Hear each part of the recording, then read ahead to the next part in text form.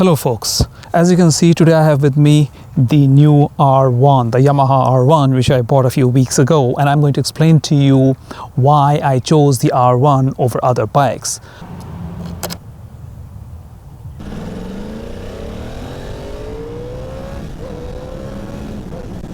It has got like what, 197, 199 horses. It does not matter. It's crazy amount of power. That's besides the point. First, let's dive into the specs, and then I'm going to explain to you why the R1 over other bikes. It is a 998cc inline-4 liquid-cooled engine with 16 valves and double overhead cam that delivers 197 bhp at 13,500 rpm and 112 newton meters or 82 foot-pounds of torque at 11,500 rpm. It is a 6-speed gearbox which is mated to an assist and slipper clutch to ensure driver confidence to heavy downshift at corners. You also get a clutchless quick shifter for both up and downshifting. A good launch can give you a 0 to 100 in 2.8 seconds, and you get a stock engine top speed of 300 km an hour or 186 miles an hour, which is at par with most superbikes. The R1 weighs in at 203 kilos wet or 448 pounds. That is one of the lightest superbikes in this price category. Tank capacity is at 17 liters or 4.5 US gallons, which gives you a range of 280 kilometers or 175 miles before running dry. It is an aluminum fuel tank, further reducing top weight by 1.5 kilos compared to the older generation. What is awesome about this bike are the electronics, but I will not get into the details of the electronics in this video. That itself deserves its own video. 320mm dual disc front brakes, of course with radially mounted calipers, and 220mm rear brakes. ABS is standard along with a host of electronics to be talked about in a later video. Fully adjustable KYB inverted fork suspension in the front and a fully adjustable KYB suspension at the rear. The suspension on this bike at this price is simply stellar for the purpose that it has been built. The US price of the regular 2024 R1 is $18,399. What you're seeing here is the 2023 R1, but there is no difference other than some graphics. Okay, why I bought the R1? There are actually two reasons to it. Why an R1, which is a race replica? This is the street legal version of the World Superbike race bike that you have from Yamaha.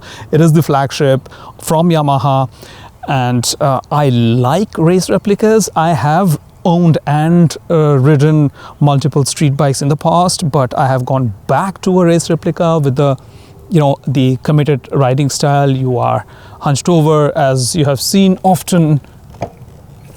Like, this is a very committed riding style and I really like it. That is the primary reason why I went for a race replica. But why a Yamaha R1 over, let's say, Honda CBR 1000RR or a Kawasaki ZX-10R? First, and the primary and the most important reason is, heck, I like the R1.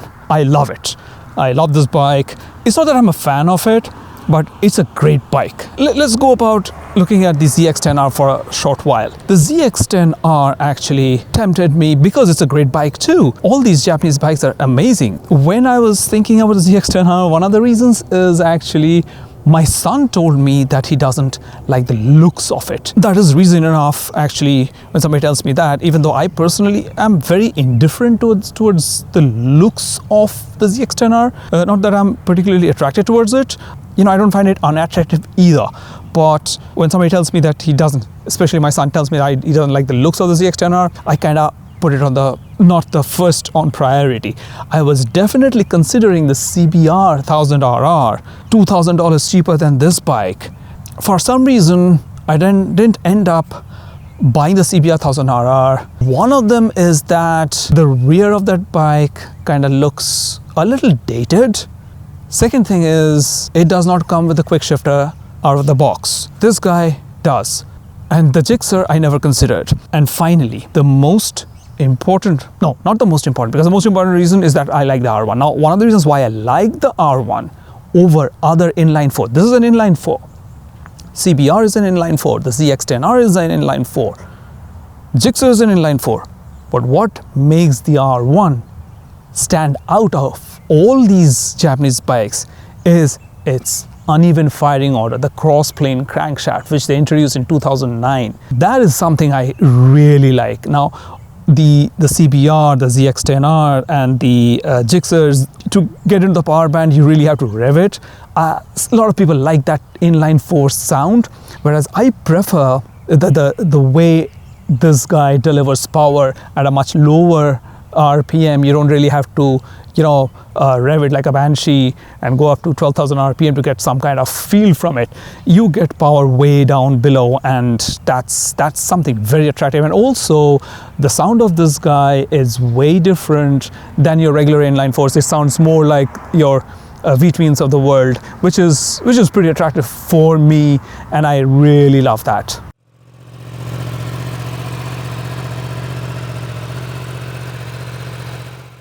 I could have easily bought the CBR, I could have easily also bought the ZX-10R, but I finally decided to go with the R1.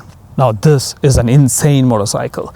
It is of course overkill for the streets. There's no sane reason to actually buy this bike for the streets and ride it on the streets, but we do still choose to buy a bike like this and ride it and have fun. It's a lot of also bragging rights, if one may say so, but I love this bike and I'm riding this bike. I'd like to know your opinion. What is your take on the R1? Would you buy the R1 over other bikes? Would you prefer to buy the ZX-10R instead? Coming back to the R1 after so many years, I love it. Do leave your comments in the comment section down below, and I'll be replying to your comments, and I'll be seeing you in the next one. Until then, ride safe.